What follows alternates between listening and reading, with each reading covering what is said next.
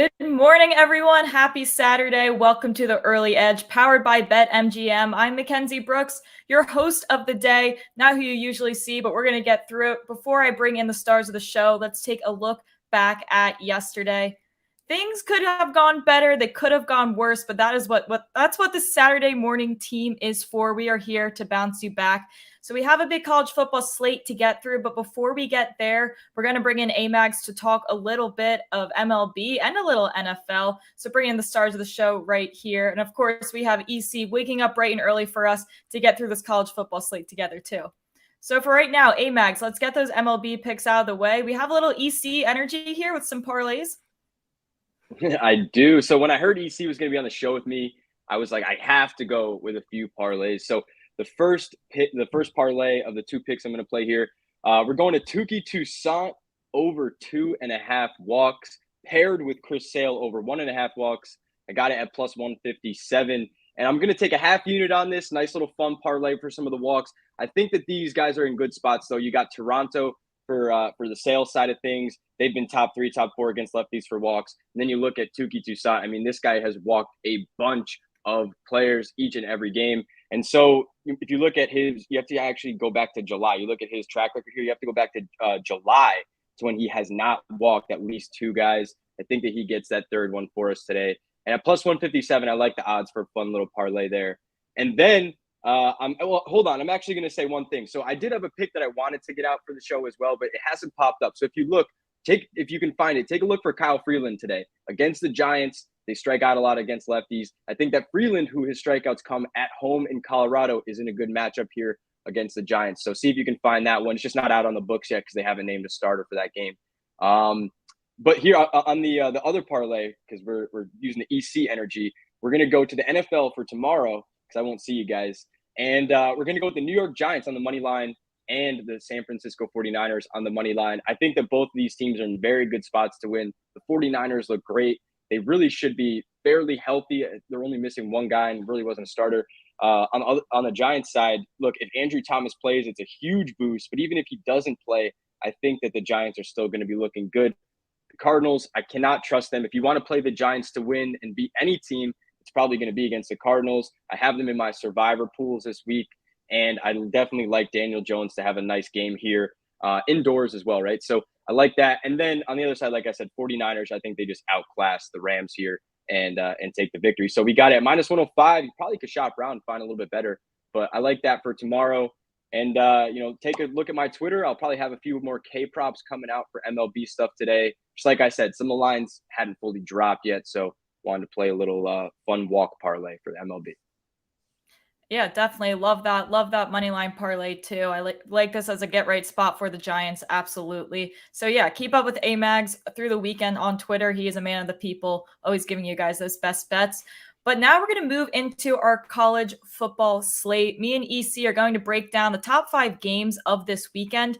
Not any crazy marquee matchups that we're going to see this weekend, but let's start with number 15, Kansas State laying 4 at Missouri over under 49.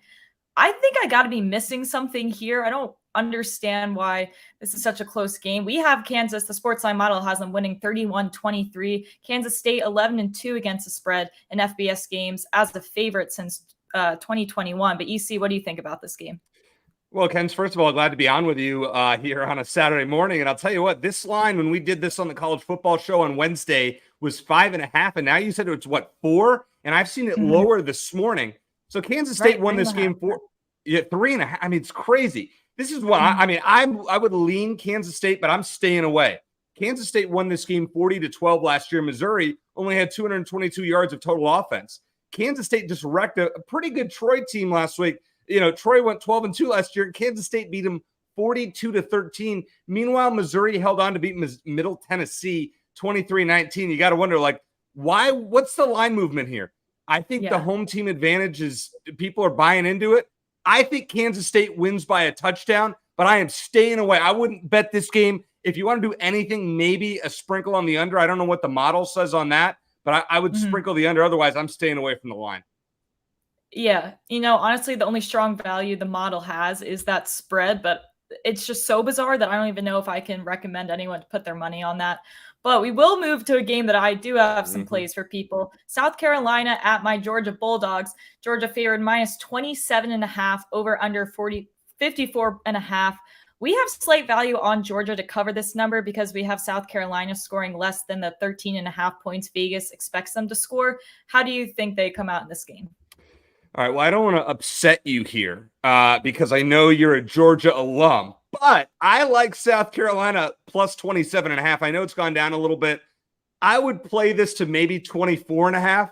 So Spencer Rattler, their quarterback, is 4-1 against the spread and, oh, by the way, straight up against AP top 10 teams in his career as a starter. Now, last November, he defeated number 5 Tennessee and number 7 Clemson.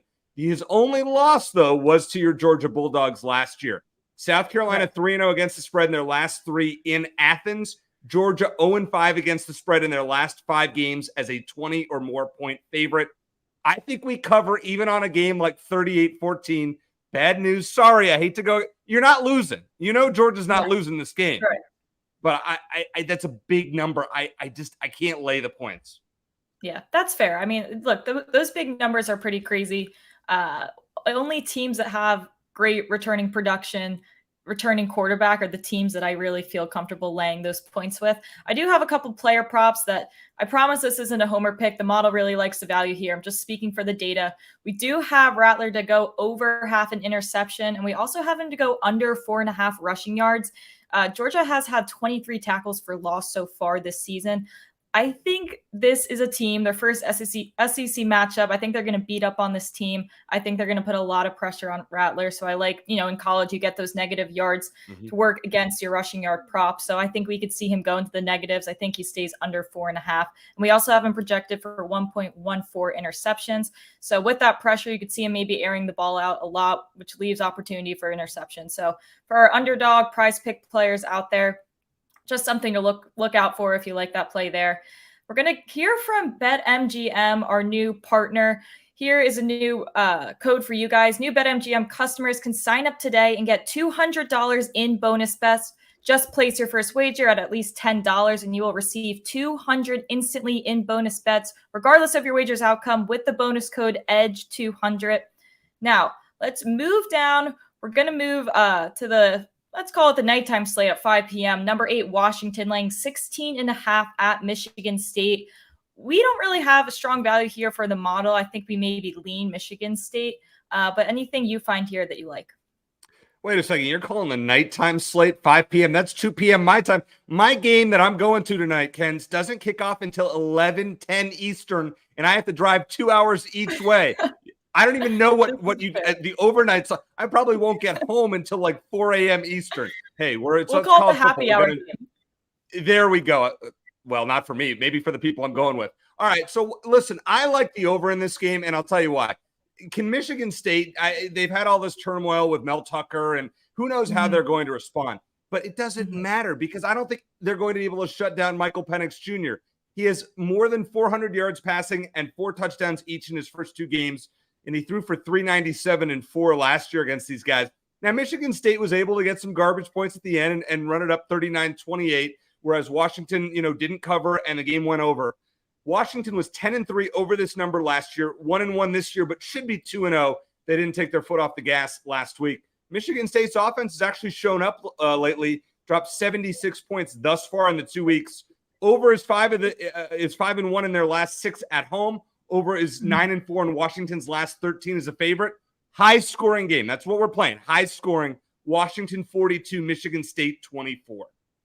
I like it. We're rooting for points. The math is mathing there. Points. Good point. Exactly. Yeah. All right. So before we move back to the SEC, we're going to hear from a familiar face here at SportsLine. Sports bettors, it is time to level up. What's up, everyone? I'm Mackenzie Brooks, host of the SportsLine Model Show, a new SportsLine YouTube show powered by the Projections and Insights team. We are giving you a new edge to sports betting by showing you behind the scenes of the SportsLine simulation and using it to answer your questions. Over the years, this team has cracked odds makers' codes and successfully replicated their lines. From there, we find out where books have moved lines artificially to target the public narrative, and we show you how to react to it. So join us every Tuesday for Q&A, value picks, fantasy analysis, and game breakdowns from the brains behind the SportsLine simulation. Come bring your questions and let's cash with the model. Wow, I wonder who that girl is. She seems like really cool and down to earth. But anyway, great promo. Great promo. She did a great job on that promo. Yeah, but in all seriousness, Tuesdays we really are bringing a unique value to this company by showing you literally behind the SportsLine simulation that my team coded, to power this website. So we love to answer your guys' questions. We're still figuring out what works and what doesn't for the show. So any input and feedback, we would love to see you guys there. But let's move on. We're going back to the SEC. Number 11, Tennessee, laying 5.5 at Florida, over under 56.5. Our projected SportsLine model score is 34-23 for Tennessee. So not too much value technically there with the spread. I do have a prop here I'll give out, but let's hear what you have to say first. Well, on Wednesday, I gave this out at Florida plus 6.5. Everybody thought I was kind of crazy. And what did you say the line was now? 5.5? This is a tricky line. This is just like that Kansas State game. I'm staying away. I know they have profit boosts all over the place. You guys want to have fun with it, go for it. I'm staying away from it. Tennessee hasn't really looked that sharp in both games this season. And don't forget that Florida backdoor to cover last year with two fourth quarter touchdowns. Historically, they're 18-1 against this number in their last 19 against Tennessee. You could probably throw that out the window. I don't think Florida's very good. I'm anti-Graham Mertz, but this line is so fishy. Tennessee, I think, wins, but it's close. Tennessee 28, Florida 24. Yeah, I'm with you here. It feels like a pretty ugly line. A prop that I do like is Graham Mertz to throw an interception. I'm actually shocked the juice is like 125. We have it projected at like 160. We have him throwing, I think, 1.16 interceptions, but look, this Tennessee front is so much better than their banged up Florida offensive line. I think he's going to have to air out this ball early. They might try to run it. It's not really something they've had success with so far, at least against competitive teams. So I think if they want any shot of staying in this game, they will have to pass the ball, which for me leaves plenty of opportunity. He threw interception both week 1 and week 2, threw plenty at Wisconsin. So I think that's a bet that you're going to be winning most weeks. So let's move on. We're going to hear quick. And we'll do that next. We're going to talk about Colorado State at number 18, Colorado. This is probably the closest thing to a marquee matchup we're getting. Colorado, 23.5 point favorites, over under 62.5. What are you targeting here with all this drama? All right, so we've got the drama, and we've got, I went on a little rant the other day about how I don't like what Colorado's doing, and I'm not going to repeat that here. What I don't like right now is Jay Norvell, the head coach of Colorado State. Like, what are you thinking? This is just not the week. You want to rip Coach Prime, I guess, but to give him more incentive to run up the score against you is really not a good idea. So I was leaning Colorado minus 23.5 to begin with. I'd probably play this up to 27.5. He's going to put it on him late. He's not going to call off the dogs. And I believe this is Colorado's chance to show off before they get smoked at Oregon and at home against USC the next 2 weeks. They're going to get exposed, but for now, Colorado State, this is going to be ugly. We have to lay the points here, don't we? This is not going to be good. Yeah, you can't root against this narrative at this point. Yes, I can. Yes, I can. Yes, I can root against. My team plays them later this year, and I will root against them. Listen, what he's done, I appreciate what he's done. Right. Don't get me wrong. But what he's going to do eventually to this program when he leaves, Colorado fans enjoy the moment, because in 5 years, it's going to be an utter disaster. So let me just say that. Yeah, that's fair. Look, my team, the SportsLine model team, focuses a lot of our success based off past data. So a team like Colorado is a team we're having a hard time with this transfer portal chaos group of guys that we don't know how to handle yet. But one play not related to either another prop that you can find on Prize Picks or Underdog. Shedeur Sanders over 3 passing touchdowns. We have him projected for 3.7. And like you said, I don't see a version of the story where he is not 100% and Deion's not giving him the green flag to just launch and throw this ball down the field. So I think there's some good value to be said there. So before we get into our best bets, I have one more. You have a few. Let's hear a word from one of our sponsors. Well, you need the sports news anywhere? We've got breaking news to bring you. Then get your sports anytime you want them. Big trade news overnight to discuss. Because we know you need sports all the time. A lot of movement in the rankings this week. A legend adds to their legacy. We're bringing you that breaking news right here on HQ. CBS Sports HQ, anywhere, anytime, all the time. All right, so we went through our top 5 favorite games of the day, but let's move into our best bets. I know you have 2 and some lower key games, we can call it.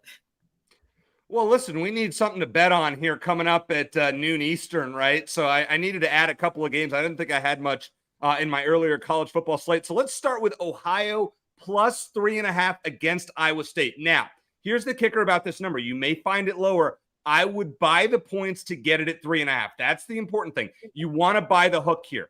Ohio is 5-1 against the spread at home, or they were last year at Pedon Stadium. Now, Iowa State beat these guys badly, 43-10 in Ames last year. But Iowa State is a road favorite in 2022. Not good, 0-2. Ohio should be 3-0. They should have beaten San Diego State in week 1 if quarterback Curtis Rourke did not get hurt. Iowa State, well, their players are probably more concerned what Ken's and I have to say about bets than they do about playing football games. That's why some of them aren't playing this week. Let's go Ohio on the money line. I'm actually going to pick them for an upset if you want to sprinkle that. 20-17, but I would buy the hook. I'm buying the hook just in case. I don't think the model likes my pick here, but I'm buying the hook. Ohio, I think they can pull off the upset. So you guys do what you want with that one. And then I had to throw in a total here. We're going to throw in the Liberty Buffalo over 55.5 at -105. Heck, the game's on CBS Sports Network. So, I mean, we have to bet it, right? So Buffalo has a terrible defense. They give up 38 to Wisconsin in week 1 and 40 to Florida in week 2. I don't know what that's all about. They're the 7th worst defense in the country right now, surrendering 481 yards per game. That is not good. Liberty has scored more than 30 points in both of their first 2 games over Bowling Green and New Mexico State. Remember, their coach is Jamie Chadwell, who was formerly at Coastal Carolina. Liberty has gone over this total in 5 of their last 6 road games. The over is 6-2 in Buffalo's last 8. Hey, Ken's, your SportsLine model loves this pick. They have it at 34-30 Liberty. I am saying 35-27 Liberty, and we play the over. Love it. Love it. Love when the model's in agreement and love rooting for points. There's nothing more fun than rooting for points. I'm going to move over to another college football game, Indiana, Louisville, as my friends at Georgia in the South like to say it. I have to put some respect on their name there. But we're going to go with Cam Camper over 33.5 receiving yards. He's a little banged up, but he is their top weapon, no doubt. He's looking healthier in practice. He's hit this over in week 1 and week 2. It was just barely. They played Ohio State. And look, they barely had a starting quarterback. They did nothing but, run the ball. They had 3 points. They kicked a field goal, but they still got him over this number. He still went over 33.5. Now he's playing a defense will probably have a lot more success against. He gets 30% of this team's target share. That's like Cooper Kupp numbers put in perspective. We have him projected at 51 yards. I think he finds a lot of success here today. So that is my other player prop of the day. So let's move to our recap board. We'll bring back Amags pick in here as well and take a look at what we have. I'm on Graham Mertz over half an interception. -125, Cam Camper over 33.5 receiving yards at -115. Amags, 2 parlays. We're going Toki Toussaint over 2.5 walks plus Chris Sale over 1.5 walks. And then that value's +157. And then we have an NFL parlay, Giants and Niners money line at -105. EC is on Ohio to cover +3.5 -120. And the Liberty Buffalo over 55.5 at -105. This is looking good. This feels like a get-right spot for the crew today. So let's cash those tickets. Happy College Football Saturday, and we'll see you guys tomorrow.